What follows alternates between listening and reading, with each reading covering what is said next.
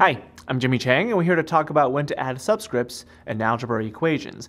Now, you're going to see subscripts more often in pre-calculus and especially in the calculus-based courses and beyond, but you might see subscripts on occasion in algebra courses, and with equations, it's used to let you figure out if there's more than one solution of each type. For example, if there might be more than one solution for x, more than one solution for y, subscripts is a good way to kind of organize them, if you will. So, for example, if you have the equation x squared minus 9 is equal to 0, solving is the easy part, but determining when to use subscripts, this might be an appropriate case to do it. So let's just go ahead and solve it. When you add 9 to both sides, you have x squared is equal to 9.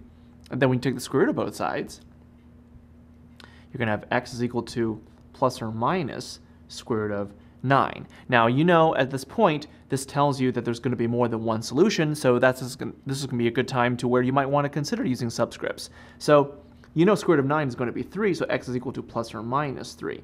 Now, oftentimes, you'll see that people will write x equals 3, x equals negative 3, which is perfectly fine, but one thing to consider would be, if you want to distinguish between your x's, subscripts is a good idea. Now, subscripts, as you know, is written right below the x here. So you have x1 is equal to 2, and x1 is equal to 3, excuse me, and x2 is equal to negative 3. Now, what this tells you here is that the first solution for x is 3, and a second solution for x, that's where the x2 comes from, is equal to negative 3. So really, subscripts are used to kind of distinguish your solutions so that the person don't think that this isn't necessarily the same x. It could be a different x. You're just labeling them 1 and 2 to indicate the first and second solutions respectively.